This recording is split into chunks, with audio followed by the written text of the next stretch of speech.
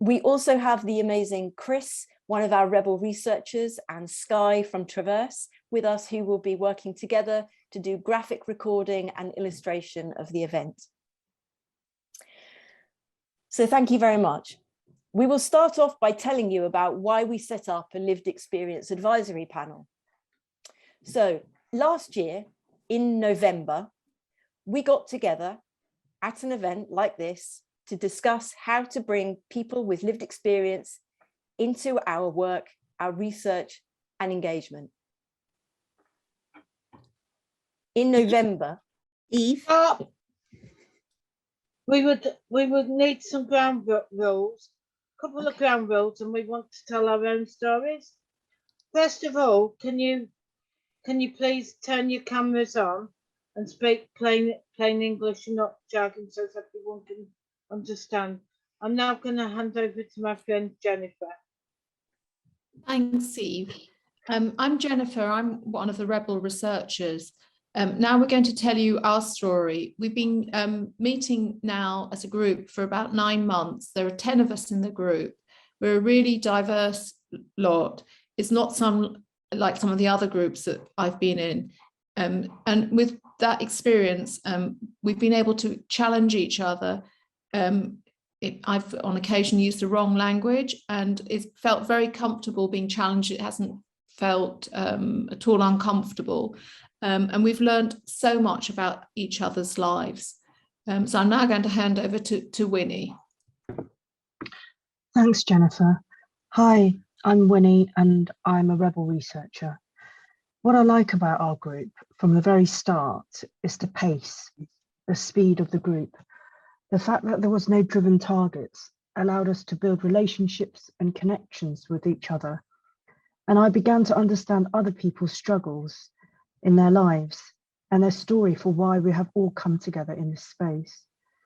And it is through these conversations and connections that I began to put down my guard to allow people to come into my world and to share my vulnerabilities in this space that we have created and continue to cultivate.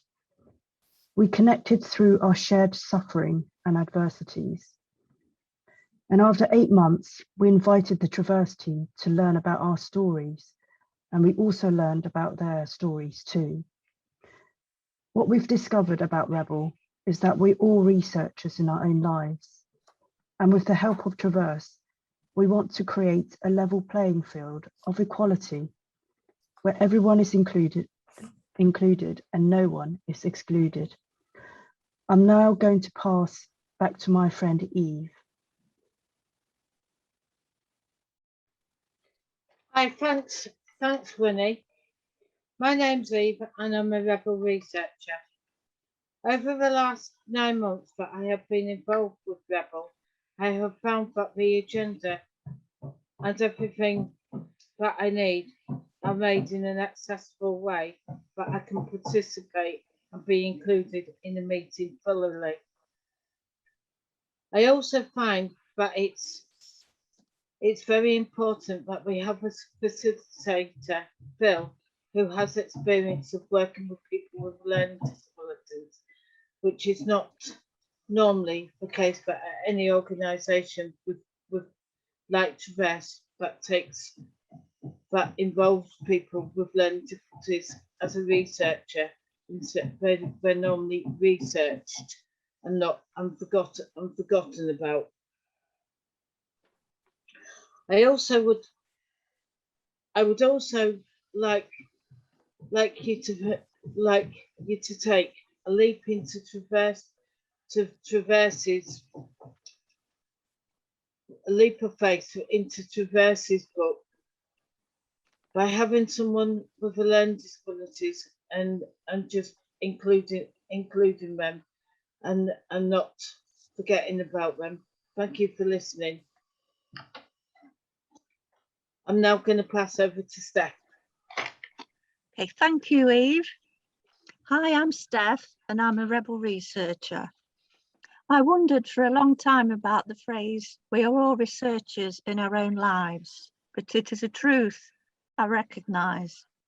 At times, many of us did not have a choice and the answers were hard to find. As rebel researchers, we recognise the power of lived experience. It speaks to people. It creates a better understanding of what it means to be human and builds a fuller picture. It encourages respect for individuals and experiences, both similar to our own and often at the same time vastly different. It builds on empathy. I believe that over the months we developed and continue to develop a connection between ourselves that is invaluable for researchers on a day-to-day basis. It is our human experience documented in our Rebel Zoom sessions which can act as a protector, educator, and a force of hope for the future. And I now pass to my friend Neelam. Thank you, Steph. Hi, everyone. I'm Neelam. I'm a rebel researcher. And I look fine, don't I? I look 100% fine and well. However, I live with many invisible disabilities, including PCOS, endometriosis, and PMDD. That often means that I have to miss meetings or I can't be fully present for them because of my illness. However, this group and its members, my friends, have been so accommodating, and we've been able to learn and share and grow with each other. And this is so important when we're doing research, to accept that not everybody is feeling 100% and working with them so they are still included in the conversation. Thank you, everyone. I'm passing to my friend Paul. Thanks very much, Neelam. I'm Paul. I'm a rebel researcher.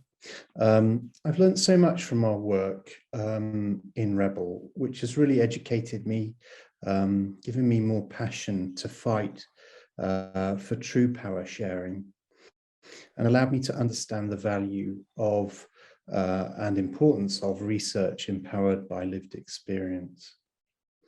The group's unique in my experience at allowing ourselves as equals to be our true selves, not wearing the mask that we have developed to fit within society.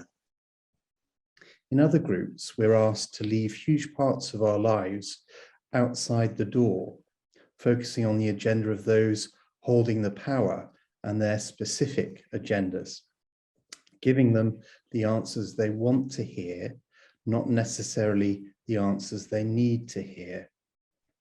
Within Rebel, we can give our authentic views and be accepted. It is a safe space for all of our vulnerabilities, our challenges, and our beauty to be expressed.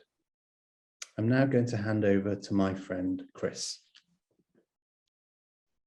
Thank you, Paul. Rebel is a chance to enter a world that I don't normally go into. The Rebel gives opportunities to disability when it doesn't normally happen elsewhere. The current employment rate for learning disability is around 5%, and the one for autism is around 20%. Research can help Britain to be a world leader in disability once again. I'm now going to hand over to my friend Saffron. Thanks, Chris. I'm Saffron, and I'm a Rebel researcher. Being part of Rebel has been incredibly inspiring. I never imagined I would meet such a diverse range of people, and each time we meet, I learn about new perspectives and ways of seeing the world, which have shaped how I act and what I want to do with my future. It's changed how I see who I am and what my abilities are. I think the value of the group is in our openness with each other, as well as our shared desire to improve understanding and opportunities for all types of people. And I'm going to pass to my friend Dibla. Hi, I'm Dibla and I'm a Rebel researcher. This process has been very enriching. I have always felt heard and comfortable to be truthful about my experiences without dismissal. I have felt the research has been beneficial for us and the researchers. And back to Jessie. Thank you, everyone. Thank you so much for being prepared and being willing to share your story with us, which I think everybody would agree is a much more powerful way to tell the story than for me to do that. And actually now I feel quite humbled to have to follow the group. before I share a few slides to just tell you a little bit about how Traverse has been going about the work we've been doing with the Rebel, I just wanted to say something from my own perspective too. I've been truly humbled by the opportunity to work with the wonderful people who are the Rebel researchers. I think it's clear from what you have just heard what an impact they're beginning to make. I think Coco's going to share a couple of slides, and I'm just going to use those as an opportunity to share some more information with you. You can see some brilliant illustration there by Chris.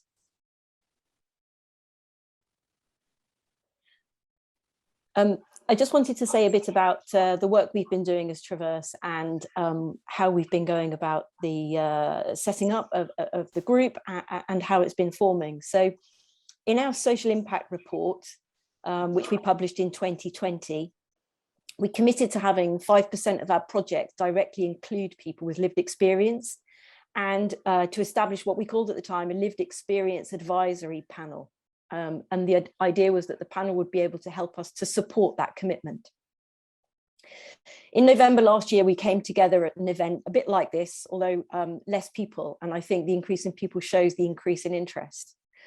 But we came together to explore how, as an organization that received funding to deliver projects, we could do this kind of work in a meaningful and authentic way. We discussed what was important about how we could do that. And one of the things that we discussed and agreed was that sharing our learning, including what goes well and what is more difficult, was a good thing to do. So here we are. The group met for the first time in February of this year, following a process of recruitment. The idea was that the group would bring forward experiences of marginalization. The group would help Traverse to put the values that we talked about of co-production and inclusion into practice. And we wanted to support from an independent person to help us to do that. Our colleague Hattie Moyes was instrumental in working alongside Philippa Bragman, who's been facilitating, and I'll come to Philippa shortly. Hattie was instrumental in working alongside Phil to recruit the group and to establish with the group a way of working that preserved their power and identity. Hattie is currently on maternity leave, but has kindly sent us a video with some of her reflections from the first 6 months of our work with the Rebel researchers. Over to Hattie. I'm Hattie Moyes, Senior Consultant at Traverse. Along with Jessie and Philippa, I've worked with the Rebel from inception to recruitment and learned from them about privilege and power. As I'm currently on maternity leave, the Rebel have asked me to record this short video reflecting on our time working together so far. We set a goal for the Rebel that we wanted to recruit a very diverse and inclusive panel of people with different lived experiences, taking into account the intersectionality of people's identities, not just one aspect of someone's identity that fit a predetermined research brief. As one of the Rebel researchers described it, the experience kaleidoscope. You can only see all the colours when you understand the different experiences. In order to reach people with different lived experiences, we at Traverse dedicated time and resources to the recruitment process. This wasn't just about firing off emails and posting the odd tweet here and there. It was about our passion and commitment to having conversations with people interested in applying, answering their questions so they could share the opportunity effectively, and those interested could find out everything they needed to know before deciding if they wanted to apply.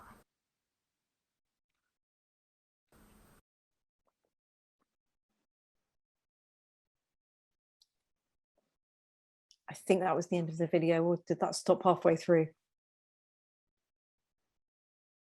Oh. No, that was the end of the video. Understand the experience. Great. That was the end of the video. Apologies, I thought it was a slight section more. But I hope you can hear from Hattie there that there was a real thought and consideration about how we would bring the group together. We wanted to be sure that we had a diverse group of people from different communities who had different views. We wanted people who have differences, but we did not want to label people by their differences. We wanted people to feel like they weren't alone in representing their community. It's been important for the group to establish its own identity and purpose, and for us at Traverse to be invited in when the group felt confident enough. Key to that has been working with an independent facilitator. Phil provides both skilled independent facilitation as well as challenge to us as an organisation about how we can go about the work in a way that authentically shares power. She can be a tough taskmaster, but is completely committed to making sure the work and approach we take is respectful of what the Rebel researchers are all about. Phil, I'd like you to say something. Thanks, Jessie. I'm Phil, and being part of the Rebel researchers and facilitating the group is an absolute privilege. I'm totally inspired by the insight, wisdom, and commitment of the Rebel researchers. Their hope and willingness to keep working, teaching, and fighting to get the systems to work in more empowering ways is something I find truly humbling. It's an honour to have the opportunity to work with a group of people who are so deeply supportive of each other's lives and who are able to show such love and empathy towards one another. I am touched by the beauty and the magic of the process, and it wouldn't be possible without Traverse's commitment to challenge themselves, wanting to do things differently, and to lead the change that they want to see in the world. Thank you, Phil. And Coco, if you could go to the last slide. Or Igor, sorry. We obviously wanted the group to be able to hold itself, and Traverse committed to funding the Rebel through our corporate social responsibility budget, initially for 6 months. That budget was then extended for a year, and we are now starting to get some funding through external projects and funders, as well as the internal ongoing funding from Traverse. And we hope to see that to increase as Rebel help us with some more of our projects. Just to say a little bit more about how we've been working together.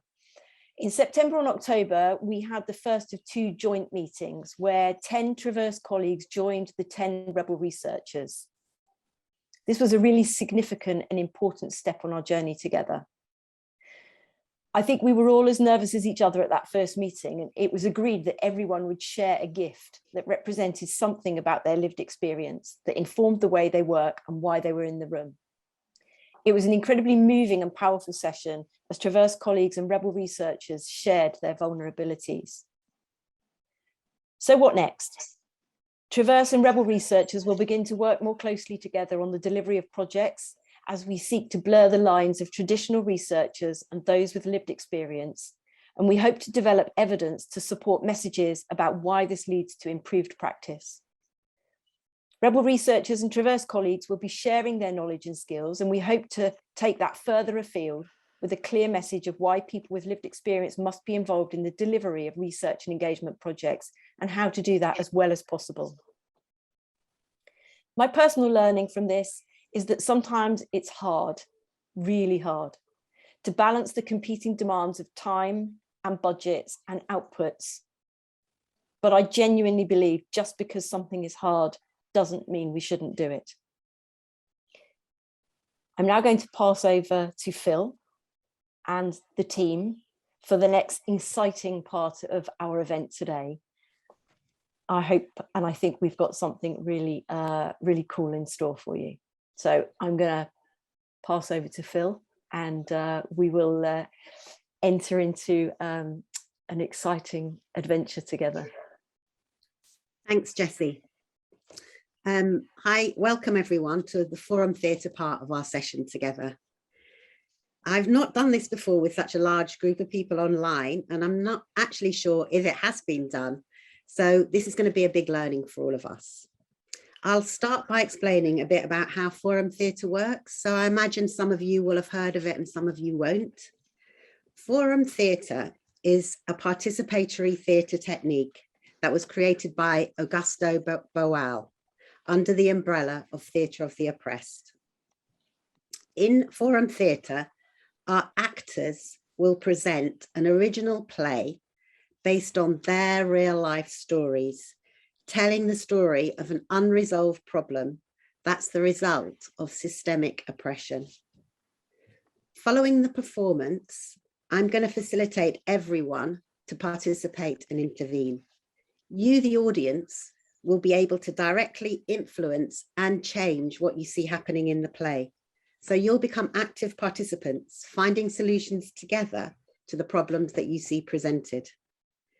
The aim of forum theatre is to bring light to the systemic exploitation and oppression within common situations, and to empower audiences who are now participants with the tools to fight and address the challenges that you face every day. Our session this morning is an opportunity to learn more also about how power works in online settings. Maybe some people are going to feel free to come in, or more free than others. It's possible that no one will come in, and if that happens, we'll discuss it too. But if you do have an impulse to come in, please do so. There's absolutely no right and wrong. Everything that you say is going to be useful towards us working together to look at ways of doing things differently. We're all learning together in this. You might feel that what you've got to say is stupid or that it's been said before. Please don't worry. Please try to bring yourself in if you have the impulse to talk.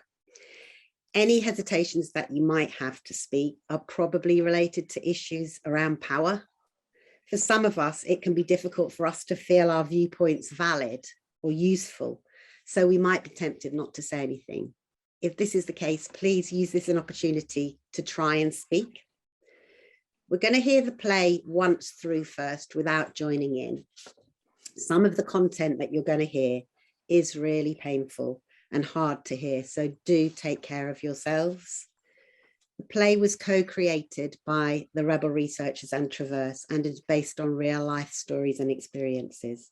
And if you give yourself a moment to think about it, you'll realise that either you know someone who has said and done similar things, you've been talked to and experienced something very similar, or you can imagine on a bad day saying something similar. I just wondered before we move on if there's any questions.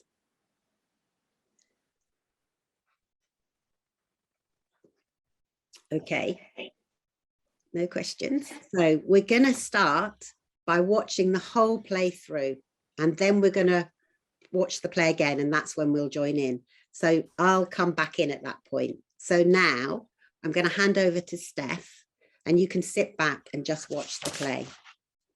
Over to you, Steph. Our play is called The Same Old Story, and scene 1 is project planning.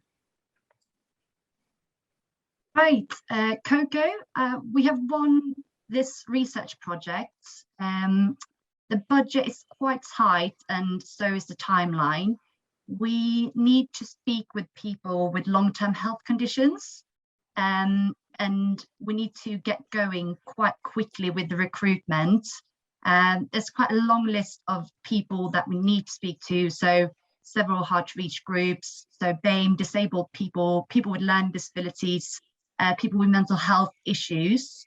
Could you try and get the recruitment going, have a look online, see if there's any kind of community leaders that you can find that could be participating in this research, please? Yeah, thanks for bringing me on board, Fanny. I think I've seen someone on Twitter. I think their name is Neelam or something, but they look like they might be the right person to get in touch about this this research. Great. So yeah, first start, if you could just email this person, if you could ask if they have any friends, know people that could participate as well. Yeah, budget's quite tight, so we probably won't be able to pay them for their involvements, but yeah, please get going with this as soon as possible. Thank you. All right, let me craft out an email. Dear Neelam, I've seen the great work you do. We're looking for research participants with BAME backgrounds and wonder if you can help. The timeline is tight and there's no budget to pay for your participation, but we would only need 30 minutes of your time. Also, do you know anyone else who could participate in the research to ensure representation of their community? Please, will you circulate this email to your contacts? Thank you. Right, I think that should do the trick.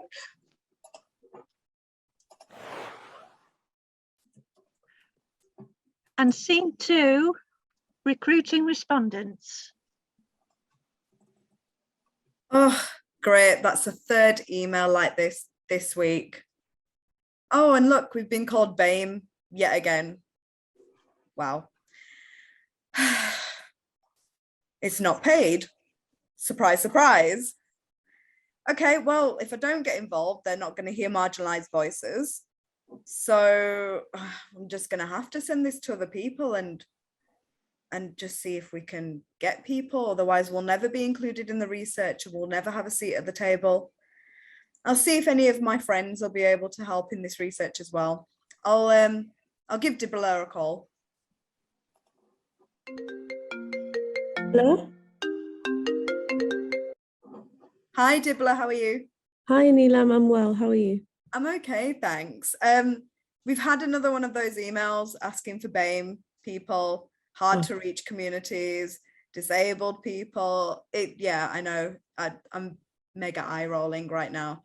But if we don't do it, then we're not going to get anybody involved in research. But just so you know in advance, it's not paid for again.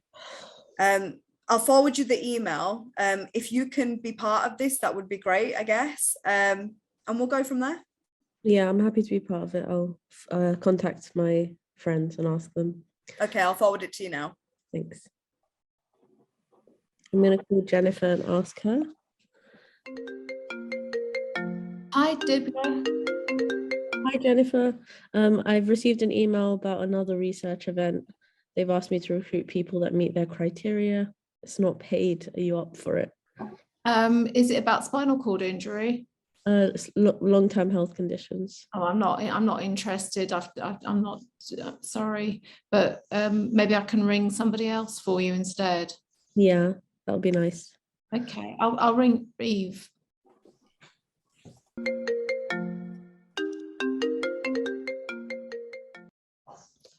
Hi, Eve. I've just Hi, Jennifer. Hi. Hope you're okay. I'm fine. Are you? Yeah, I'm good, thank you. Just a quick call. I'll ring you another time for a chat. I've just been phoned by, I think you know, Dibla, asking if you'd be interested in a research project. I'm afraid it's not paid. Do you know what it's about, Jennifer? Not exactly, just people. They want people with learning disabilities and people with long-term health conditions. And they only want 30 minutes of your time. Well, same old story again, isn't it? But what I'll do is I'll give my friend Paul a ring and see whether he's interested. Okay, thanks a lot. Cheers. Yeah. Bye.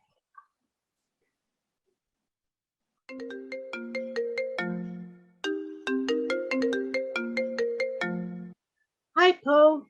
Hi, Eve. How are you doing? I'm fine. I've just had a phone call off of Jennifer, and she said that she's received an email from one of these researchers. They want people with learning difficulties and mental health problems, mental health ill. Sorry about that.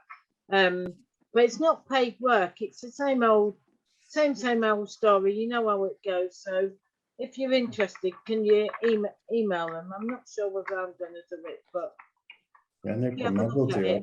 Yeah, if it's come from Jennifer, I'll give it a try. All right, thanks, Eve. All right then. Bye, Paul. Take care. Bye.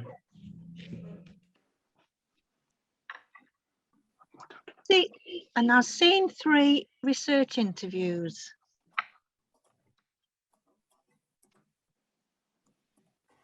Hello, Paul, Dibla, are you there? I can't see you. Are you there? Can you please turn your videos on? Paul, Dibla? Yeah. Oh, great. Paul, Dibla? Right, perfect, thank you, great. Okay, thank you so much for coming here. This interview will be quick.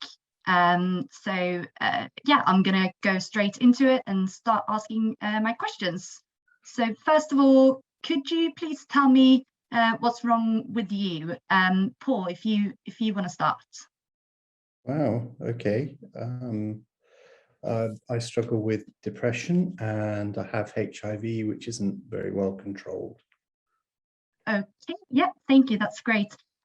Just because our funders want us to focus on their long-term health conditions, it'd be great if you could focus on your mental health illness for this interview in the next couple of questions. But thank you, Paul. Dibla, what about you? I'm autistic, and I also have mental health issues. Okay, great. So what's your diagnosis, Paul? Clinical depression, and I have a diagnosis of HIV as well, but I don't think you want to know about that. Yeah, I mean, it's just for the research. It'd be much better if we focus on the clinical depression just for this piece of research. What about you, Dibla? Autism spectrum disorder and major depressive disorder. Okay, great. And what medication do you take, Paul? For my depression, I take sertraline and venlafaxine, but for my HIV, I take a range of medications, but I don't think you want to know that. I've noted down that medication, the first one that you said, so that's perfect, thank you. And what about you, Dibla? Yeah, I take sertraline for my depression. Okay, and can you just tell me a little bit shortly about how your condition affects your day-to-day life, Paul? Quite difficult to separate the condition that I have for my depression and my HIV. They tend to merge. They both undermine my self-esteem. They make me socially isolated, and they both create a lack of hope and enjoyment in life. Okay, yeah, I've noted that down. And you said, yeah, it was both, but yeah, mental health illness will be the one that we focus on. So that's great, thank you. And Dibla, what about you? I get overwhelmed and stressed out quite easily. My disability is invisible, but my skin isn't. When I get overwhelmed and stressed out, I am othered and my difference is considered symptomatic of harmful prejudices around Black women and Muslim women. Okay, yeah, great. And yeah, that's very, very, interesting to hear. But yeah, just to kind of focus, just for the funders' point of view, we really need to kind of focus on the long-term health conditions part of the conversation. Okay, so that's all my questions here today. Thank you so much for your time. That was really great to speak to you. Fanny, yeah. I wanted just to ask if me and Dibla would see the results of the research and also find out what difference we might have made. Yes, that's a good question. I'll need to check that with the team. I'm not really sure, so I'll take that back and I'll discuss and see if that's possible. But yeah, I'll check in with you later, guys. So thank you. You've been really helpful. I need to rush and catch my train. So yeah, thanks for today, guys. Scene 4, analysing and writing the report. Okay, so Coco, back in the office. I managed to get all those interviews done. I know it was such a quick turnaround. So thanks for finding me the people to speak to. So yeah, basically we need to take all the notes, do a quick analysis, and we've agreed to send a report like by end of next week. So do you think you can turn that around? Yeah, well done for getting all of those interviews together so quickly. I'm sure your notes that you took during your interview will capture all the possible issues. Did you manage to talk to everyone on the criteria list? Yeah, I did. So that's great. We kind of got everything that we were asked to do. So yeah, good work. That's going to look great for our representation in the research. So I will write up those notes and get that report to you ASAP. Okay, great. Thank you, Coco. Thank you. thank you for the actors for doing that play. I can see in the chat that people are talking about how powerful the play was, but also how awful it is. And I just want to remind people that this play is based on the real life experiences of the Rebel researchers. And they're not talking about a long time ago, they're talking about their experiences now. But there is an opportunity for us to work together now to look at ways that we could maybe see if things could be different. So we're going to watch the play again, but this time you, the audience, have got a chance to look at how we can change the outcome. So what we're going to do is, when you see in the play the people who don't have power talking and responding to what's going on, if you can think of something that they could do different, anything that might possibly change the outcome, then that's what we can look at and see whether that's going to change the outcome or not. So as soon as you see the people who don't have power, so the people with lived experience in the play responding, and you think they could do something differently, could you either shout stop, put your hand up, or write stop in the chat? And then we can have a conversation about what they could do differently. And the reason we're doing this in this way is because the people with power in the play have power. So we're going to focus on the people who don't have power to see if they could do anything in another way. So the first scene we're going to do quite quickly because that involved the researchers, and then we'll move on to the second scene. And then I really invite you to jump in and think of what can be done to change the situation. So if we could, over to you, Steph, and if we could quickly do the first scene and move on to the second scene, that would be great. Okay, so scene 1 is project planning. In Coco, we have won this piece of work. We need to go out and speak with people with long-term health conditions. We need to recruit a number of participants, so from hard to reach groups, BAME, disabled people, learning disabilities, mental health issues. Could you please go and have a look online, email, and ask people to kind of reach out, as we can't really afford to pay them. Timeline's really tight, so yeah, be great. We have a stop already. Stop. Thanks, Yeah. Jessie. I've just seen that. Can I just remind you that we're saying stop? We're looking at what the people who don't have power could do differently, not what the people who have power. So the aim of Forum Theatre is to think about the people who don't have power. It's an opportunity to think about, if people don't have power, what they could do differently. So this first scene doesn't involve anyone who doesn't have power. So we're going to run through it quickly, and then we're going to invite people to jump in. Hope that's clear. Okay, just carry on. Phil, just wanted to, sorry, there's been a question in the chat. Feels uncomfortable for the people with lived experience to make the change. I wonder if it might be helpful for us to explain the rationale of why we're encouraging people to comment on the people with lived experience and not the people with power. I think it's because the people who have power are working within quite powerful systems, and the people who don't have power are people who often aren't resourced to think about and to work out different ways of doing things. So like in the play, I think Neelam says, if I don't join in, then you won't have any representation. So this is an opportunity to really focus and think about what could people who don't have power do differently, and people who are here in the audience or who are participants that you all are now, who have power and who are researchers. It's an opportunity for you to try and think from the other side. So I hope that answers your question. And it might be that Coco and Fanny don't have so much power, but they have power compared to the people with lived experience. So that's why we're going to move on to think about the people with lived experience. If we were going to work together this afternoon, we could think about the people in the play who do have a bit more power, but at the moment, that's what we're going to do. Over to you. Right, so I'm going to, I think I know someone who's active on Twitter who might be the right person to get in touch with. I think their name is Neelam. So I'll write an email quickly and send that request through.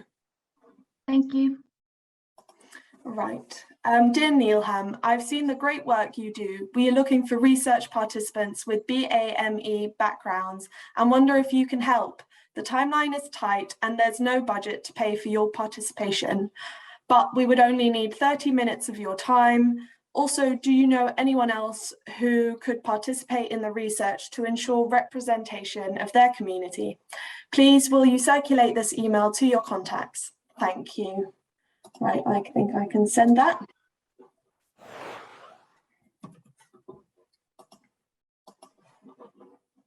Scene 2, recruiting respondents.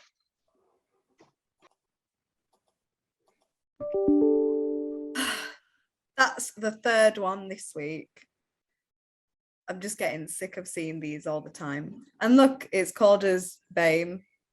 So they're just lumping all ethnic and minority groups into one category yet again. And we're hard to reach, apparently. This is such a shame, because if I don't become part of this research, then we're never going to have minority voices at the table or reflected in research. So I guess we're going to have to be part of this research. We've got to stop. Thanks, Chloe.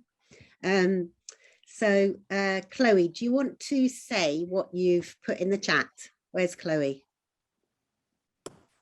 Can do, yeah. Sorry, I'm not able to have my camera on today. But I'm saying that I think she should go back and challenge their language and state that you expect to be paid given that they're profiting from the work. So you should be too. That's brilliant. Thanks, Chloe. That's really great. Thank you. What do other people think? I know Kate Horton, you said stop. What do you think, Kate? Yeah, I guess where there's power and disempowerment, for me, there's a lot around bravery and kind of challenge. It's difficult for me, and I know that I have a lot of power. Sometimes for me, questions rather than challenges. So would you mind?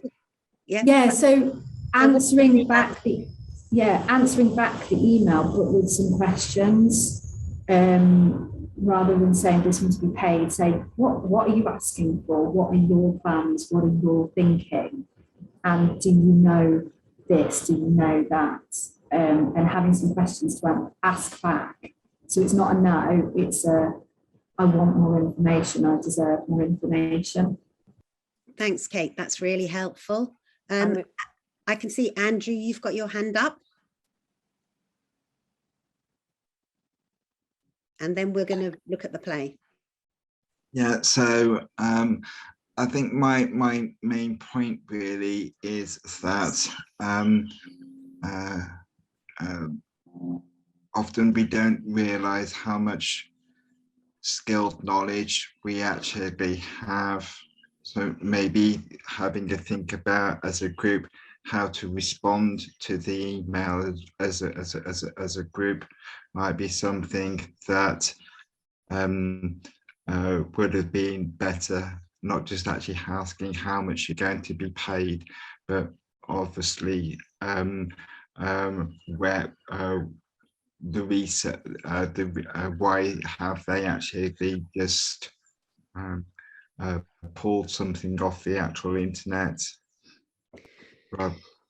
Thanks, that makes complete sense. So you said a couple of things. One, you suggested a group of people with lived experience come together and respond. That's brilliant. And the other thing you said is another question that Neelam could ask, which is, why have you just pulled my name off Twitter? Exactly, yeah. Okay, so Neelam, before you get comfortable, if you could respond to Fanny and Coco with why have you just pulled my name off Twitter, and what's the research about, and we'll see whether that makes a difference to how Fanny and Coco deal with the situation.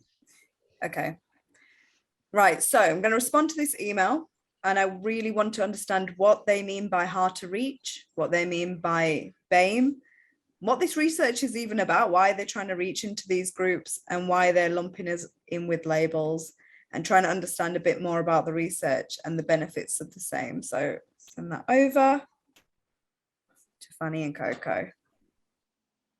Thanks.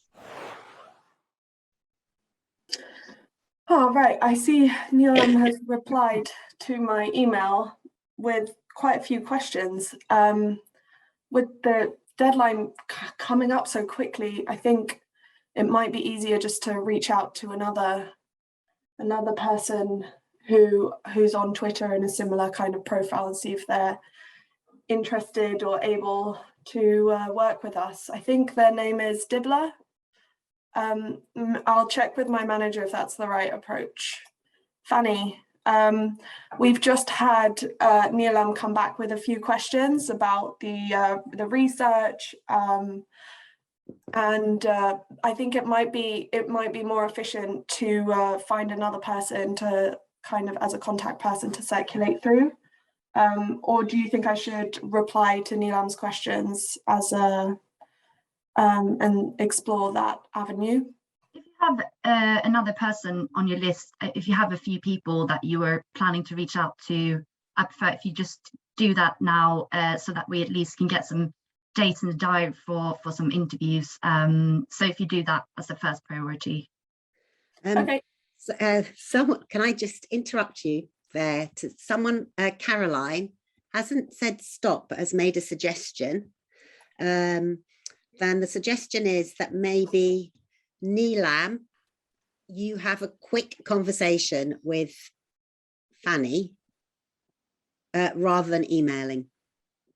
So let's try that and see whether that works any differently.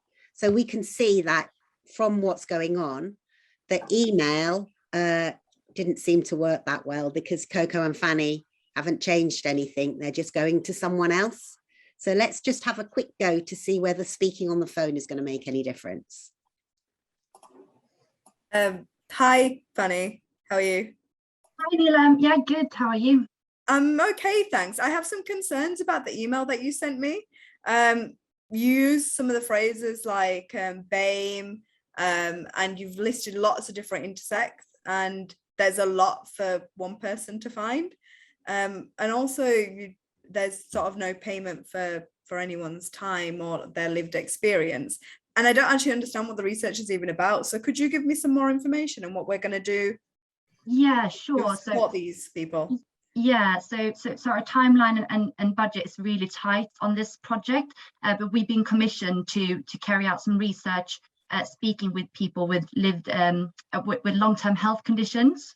Yeah, just because we have a really tight budget, we kind of had to ask people or find people online from various communities and ask them if they could pass on the invite to speak with us. And that's also why we can't really afford to pay you to participate. Anyone got any thoughts about what Neelam could say that might be more effective to Fanny? Anyone got any thoughts about anything that Neelam could say? Stop, Kate Horton says. I guess you could, Fanny's probably quite... Oh, and we couldn't hear you, Kate. Oh, sorry. Fanny might become uncomfortable talking about money and stuff, but she might get into a rhythm if she actually explains what the research is. Even long-term health conditions is big. So maybe asking if they've already got questions they want to ask in this 30 minutes. Get a bit more about what's it about. Anyone else got any thoughts? Thank you, Kate. That's really helpful. Any other thoughts that people have? We've got a hand up, Pete. Pete, great. Thanks, Pete. Any thoughts? A tricky subject of money. Personally, I don't believe in paying folk for participation, in that I know folk personally who will just chase money rather than the actual quest at hand. So Pete, the way around that, I would suggest, is that you offer out-of-pocket expenses. Pete, is there anything that you think that Neelam could Yeah. say differently? I would ask her Annie? to ask them, would they consider out of pocket expenses for Okay, folk? that's great. Thank you. That's really helpful. Thanks, Pete. We've got a couple of comments in the chat as well from Sue, Christina and Chloe. Yeah. Do you want to say what they are? Oh, sure. Yeah, we've got from Sue, what people will be influencing. So asking what the influence will be.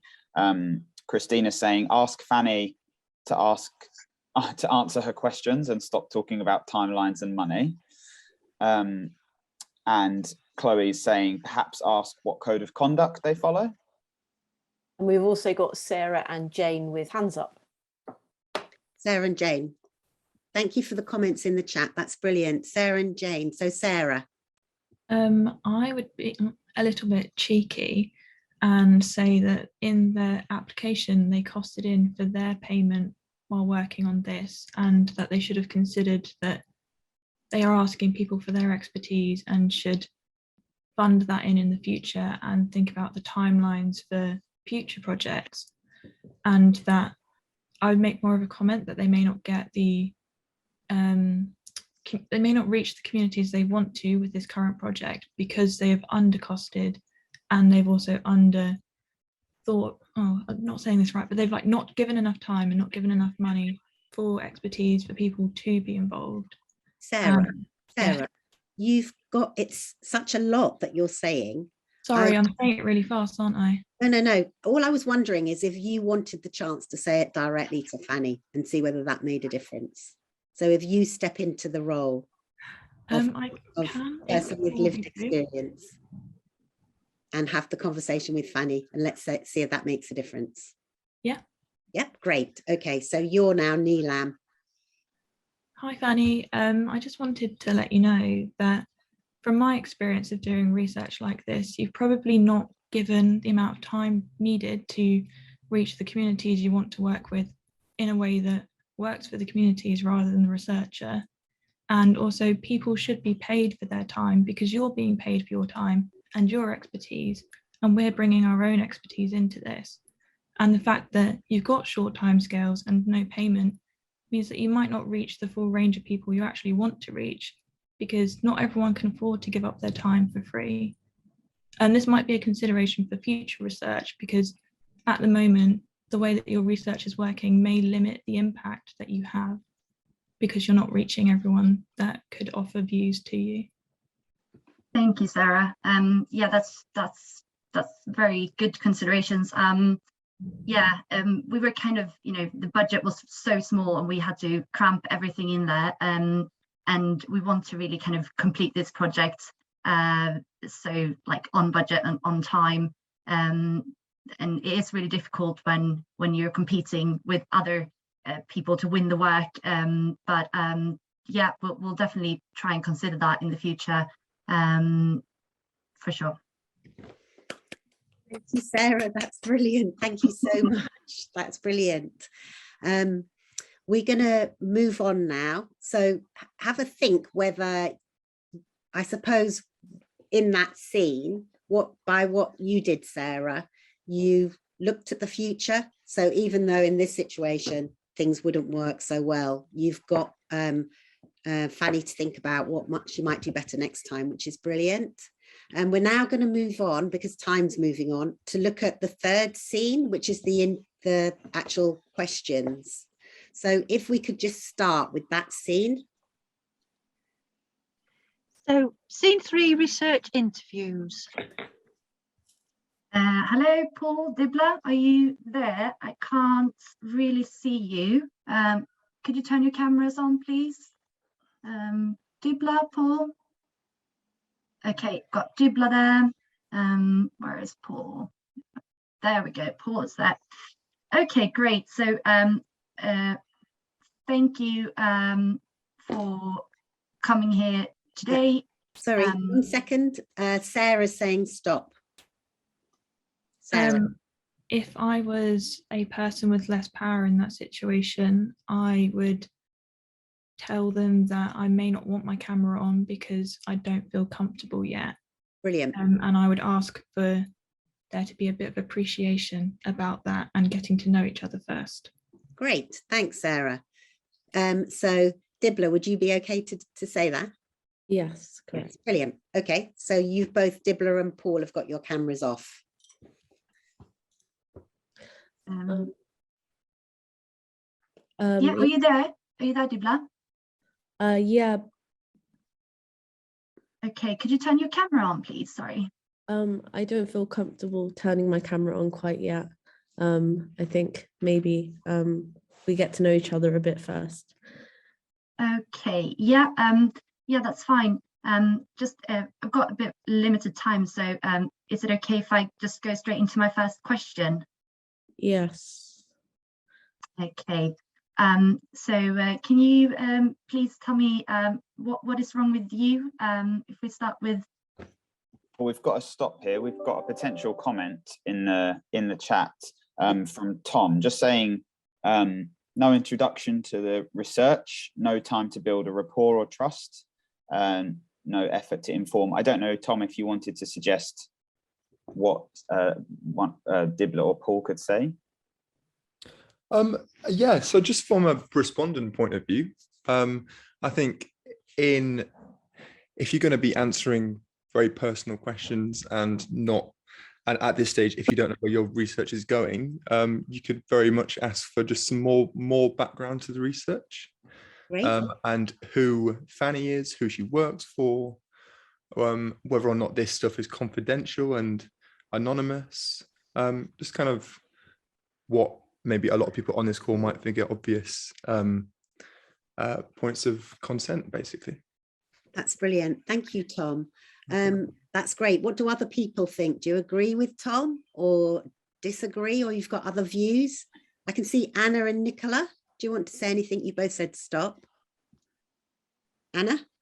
Hi, I agree with Tom. I would just ask for, some information, background information, what my rights are, if I change my mind about the study, where's this information going? Yeah, just more introduction and background before going straight into it and before agreeing to anything. Fantastic, thanks, Anna. And what about you, Nicola? Very similar comments, particularly around what will happen with my information, and also what is in place here to keep me safe, what support is around around this conversation, if it becomes difficult for me. That's brilliant. Thank you. Thanks, Nicola. So I wonder, Paul and Dibla, if you could say some of those things to Fanny, and let's see whether that makes a difference. Sure.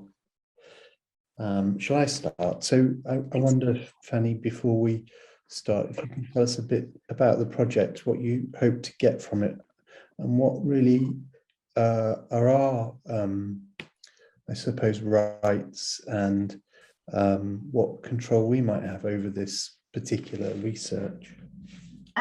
Yeah, sure.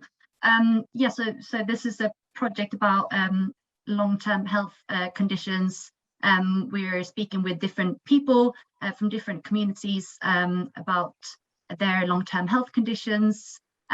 What you are saying will be... Pete has just shouted stop, sorry. Oh, great. Thanks, Pete. Pete, what are your thoughts?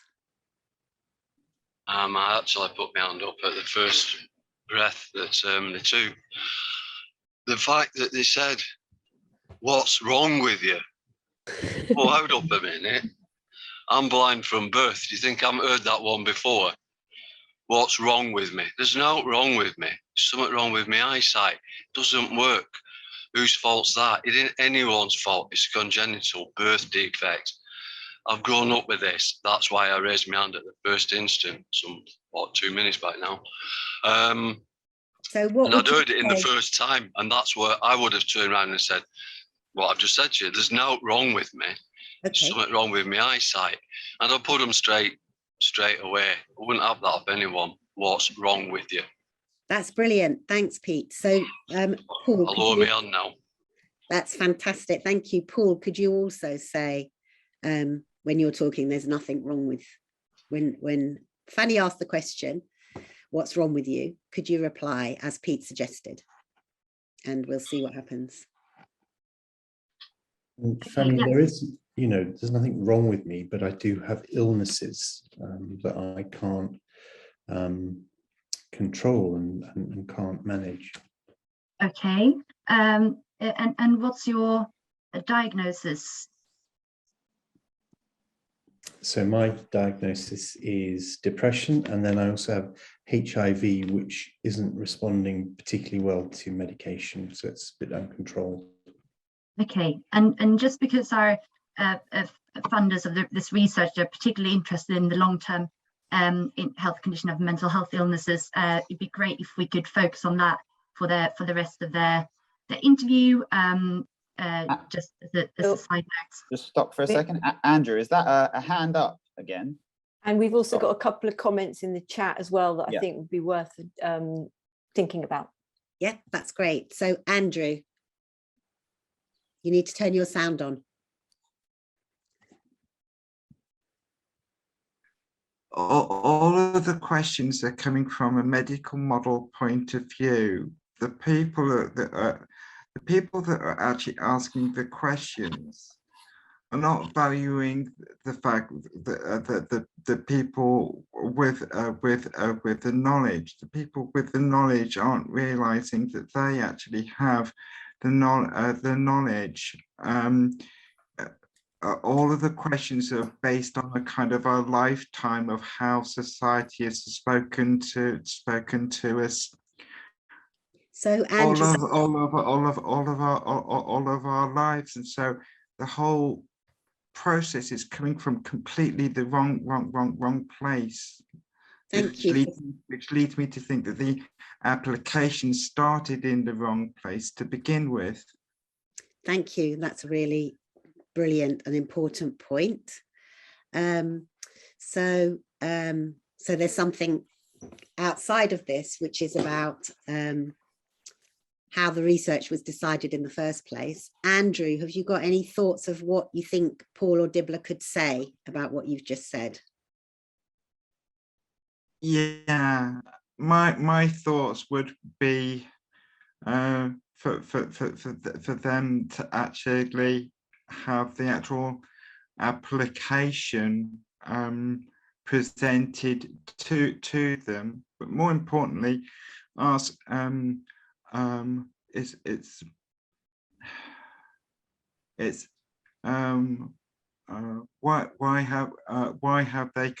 have they come to them to begin with?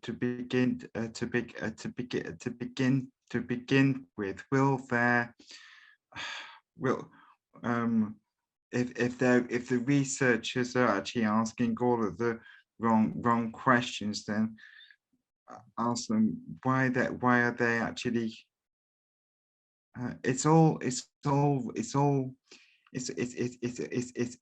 wrong. It's about, well, I'm worth more, I'm worth more, and if you can't recognize that, then why should I give my time to you, and maybe apply find out the funders, because I would think the funders would be very worried about the approach that the researchers are kind of taking. Otherwise it's just all very emotional. Sorry. No, you've been really helpful. It is really emotional, because I think it brings up things when you've been in that experience before. So thank you for telling us what you think and your suggestions. It's really appreciated.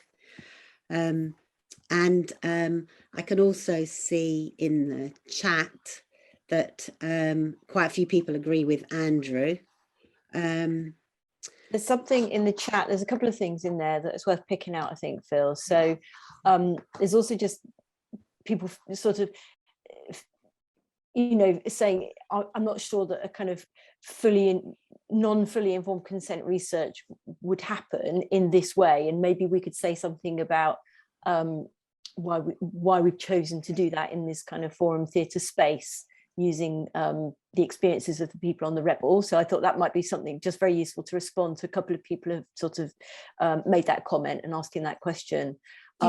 Jessie, would you like to say something to that question?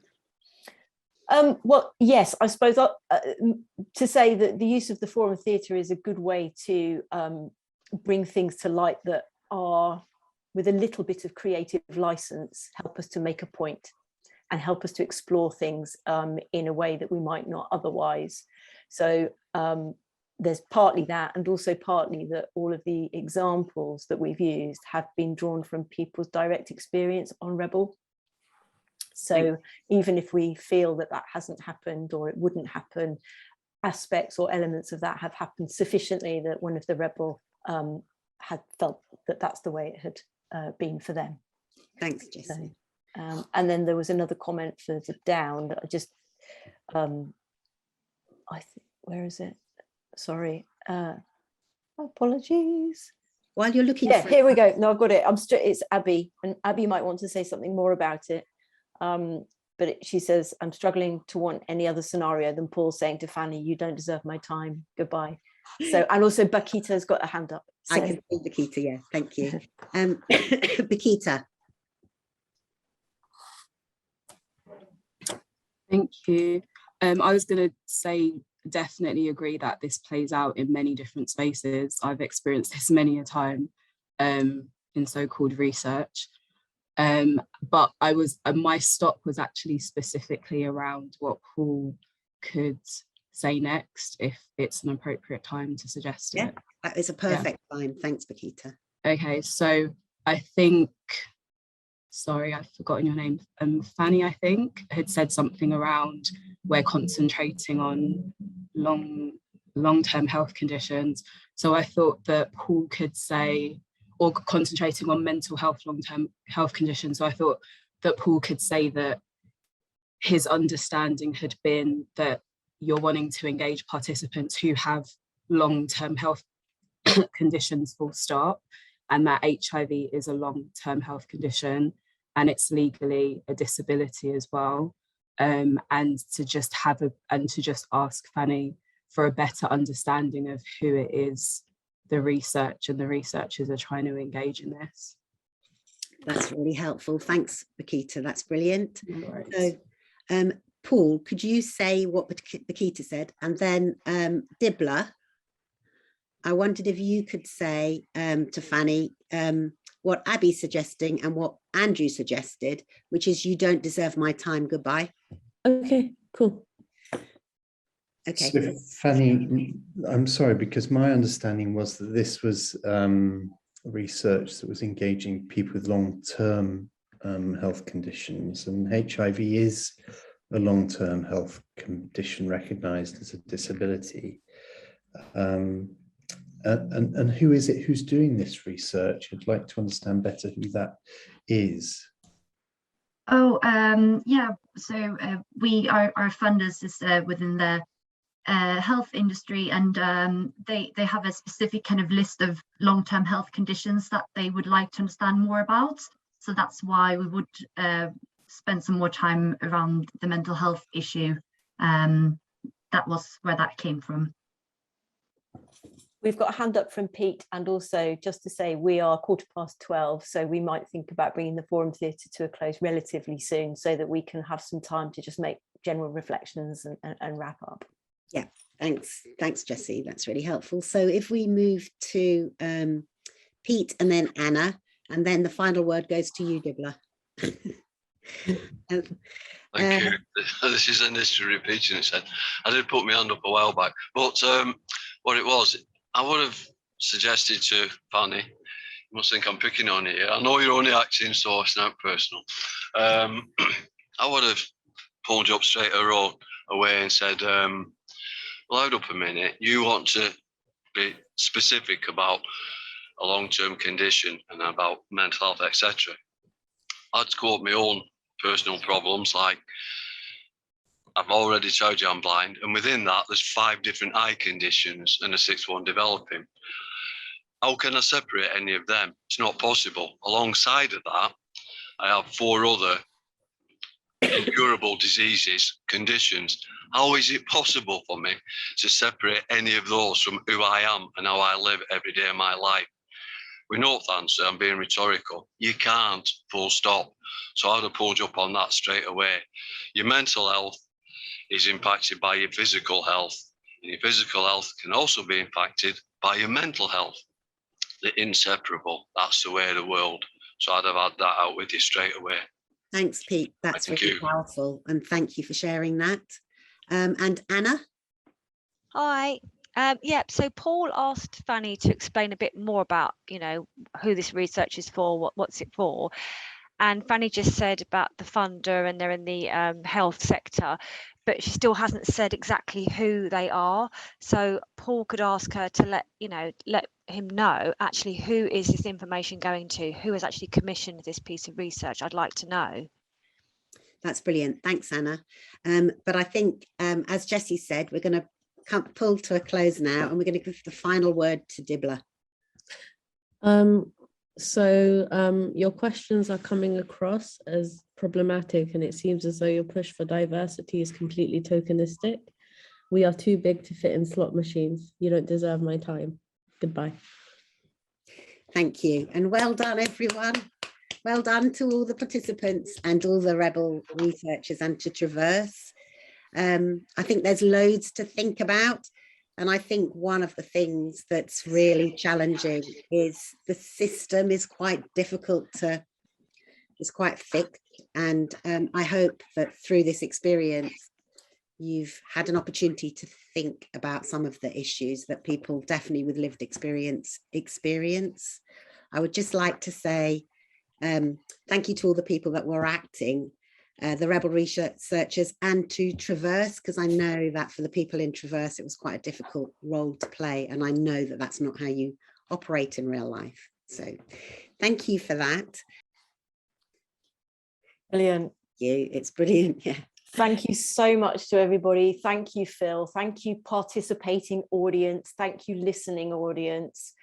Of course, thank you to Traverse colleagues and to Traverse for holding this space and being brave as an organisation and courageous to engage in these discussions. We absolutely know that we don't get it right every time, but our intention is to get it right. I know it was very difficult for Fanny and Coco to play those roles, as Phil has said. And yes, thank you to the Rebel as a group for working with us and helping to really help explore these issues. We've just got a last few moments, so we're not going to close just yet. We've got an opportunity to take any kind of last reflections or any points or thoughts that people want to make before we conclude for the morning. So there's an opportunity to open the floor a little bit. We can see lots of great comments coming in. Thank you. And I can't see them all popping up, but if there are particular questions in there, perhaps Paul or colleagues can help kind of pick any of those out. And I think, sorry, go on. I was going to say, I think we'd really like to know if there's anything in particular that sort of spoke to you from the session this morning that's you're gonna take back with you into your work and maybe change something. There's a few comments just coming out straight away, people saying they love it, that maybe we should take this on the road as a play. There's a couple of interesting comments around language, people say, kind of asking for a toolkit to navigate. And there was also one comment about that we have obviously intentionally put the kind of wince-worthy language here, but there's often not intentional use of that language, but it's very pervasive. So kind of just, I guess, some thoughts around that it is so pervasive, even when it's not intentional. I'll try and pick up other comments as they come in. Thanks very much. And I can see as well, there's a question there about what's next for Rebel. So as I mentioned at the kind of earlier part of our sessions, we've been working together with the group now since February. And our intention as Traverse is to continue to work with the group and to do a number of things that we hope will be exciting. One of those is actually building Rebel much more into the projects that we deliver in a much more included way, as a group and as individuals, as co-researchers, co-evaluators, co-engagers. We're also very keen to look at the learning that the Rebel have through their lived experience and to help others learn how to do working with people with lived experience better. So we are hoping to co-design, co-develop and hopefully co-deliver support, training, development in that area as the year progresses. And there are many other things that we've got on our long list of things we'd like to do. We have, there's another question in there about keeping up to date with what REBLE are up to. We have recently established a page on our website. We've got our website being redone relatively soon, but we've got a space there now, and we're looking at how we can develop that space more. We are also looking for people who might be interested to think about how we could evaluate what we're doing. The REBLE and us have together had an idea about maybe finding some people who would be interested to co-evaluate, maybe some other organisation who's trying to do something similar. So I think what we would like to say is there's an open invitation to get in touch. Please do come back to us, share your views about how you found the morning, share your views on the subject, share your views about how you would like to work, to know more, if you're interested to work with us, if you'd like to work with the REBLE. I think at this stage we are open to all opportunities to keep the work going and to keep the conversation flowing and the learning happening. So that would be my open invitation to all of those things. Any other kind of particular questions or reflections? I can see Phil's Andrew's comment. got his hands up. I can see, Jessie, that Rachel has said, I'll be taking back a more spacious pace, an ethical review of payment for research, ask more, don't assume. Fantastic. And Andrew's got his hand up as well, I think. Yes, I just wanted to let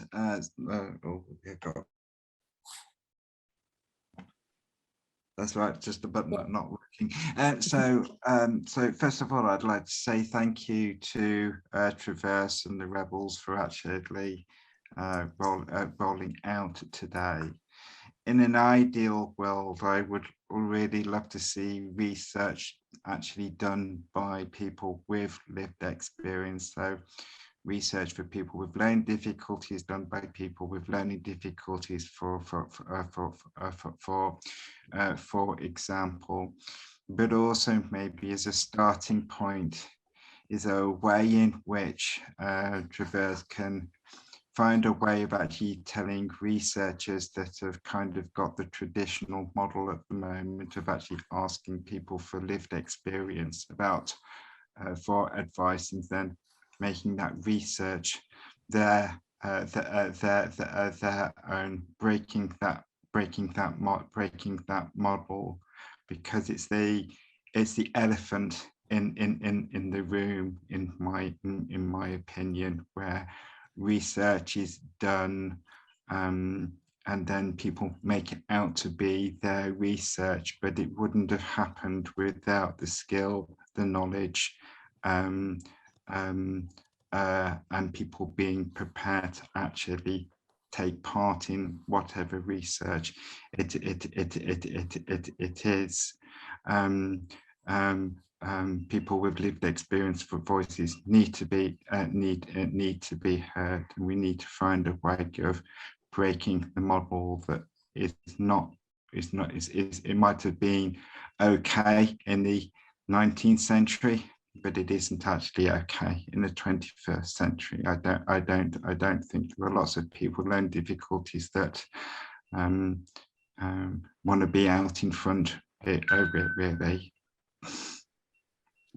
Thanks, Andrew. And I think, Eve, if you're there, did you want to respond to Andrew's point directly?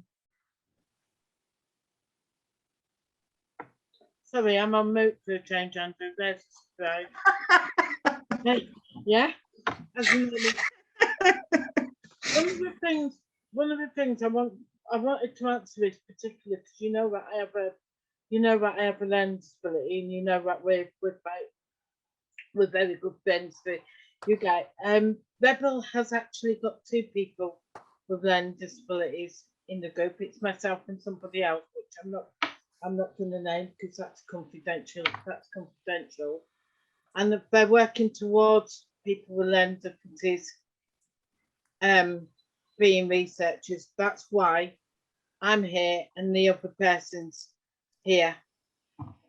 Which I said at the beginning, it's very unusual for an organisation like Traverse to have to have people with learning difficulties included in being a researcher instead of being researched.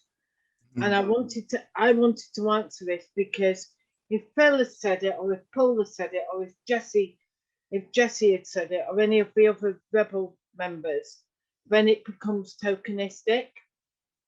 And I wanted to say it from my heart about where it's not tokenistic.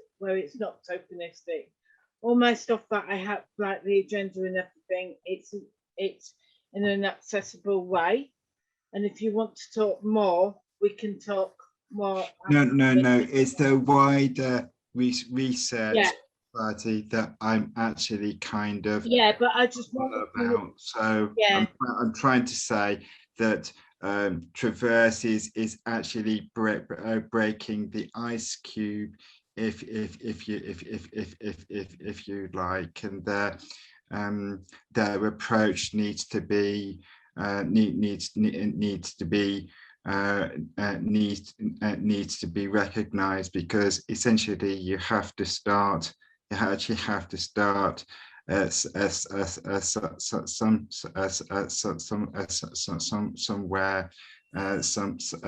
somehow is kind of Thank you. Yeah, well, yeah, thank you. It's a start, Andrew. Yeah, but I think that's right. Sorry if it came across wrong. No, it didn't. It came across right from both of you, and I think what we are aiming to do is to make that start and open people, open our room up. Yeah. And this is a pathway today, because I see the gates opening for you guys. I'm going to leave it there because thank you. I don't want Phil's halo to go too high.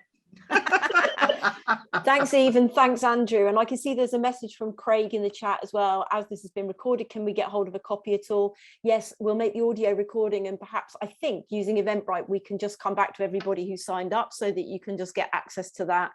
And also, this might be a good opportunity. Chris, who has probably been sketching away in the background. Chris, I don't want to put you on the spot, so don't feel like you have to, but if you had a drawing you wanted to share, thank you. Well, where do you start doing it in the last hour? I've been doing away. Let's go to Paul, bless him. Wizard Paul. That's the third of the oppressed. So I've got all the players on there. I've got a staff. Amazing. That's our office in real life. So in real life, that's a wonderful office. Swimming pool attached, mind you. The lift for Jennifer and a jetpack for me. Well, why not? This is the new age. Three, and and lastly, what we without Jennifer. Wonderful, absolutely wonderful, Chris. Thank you so much. And there's a suggestion. I wondered if we can have a copy of that drawing, because I want to frame it now. Yeah. I watched my money today. I've been working for money today. Okay, yeah, so I just want to make sure that we close everything by the time we get to 12:30. So thank you so much, Chris, for sharing those. And Sally suggested maybe they could be the background to the narration. And I think if we can make that happen, that would be amazing, and a great idea. We've also had Skye doing graphic illustration in the background. Skye and Chris will be collaborating to create a graphic recording from the event. So we will get that along with the audio recording over to everybody that's attended today. And somebody said we can make that happen. Great. That's what I like about colleagues. They can make it happen. I think unless anybody's got any other very final comments, we would like to say a huge thank you. We hope it's been an inspiring and an insightful morning, and that it's got people thinking, and that we have done a job of sharing what we're trying to do. It's very much an ongoing learning for us. And we would like to come back at some point in the future and share again how we're getting on, and to involve and invite other people into that party. So thanks ever so much, everybody. You're all amazing. I feel utterly humbled to be here this morning. So thanks ever so much. Unless there's any more for any more. It's bang on 12:30. Take care. Have a wonderful day. Thank you. Well done. Bye Thanks everyone. Take care. Bye now.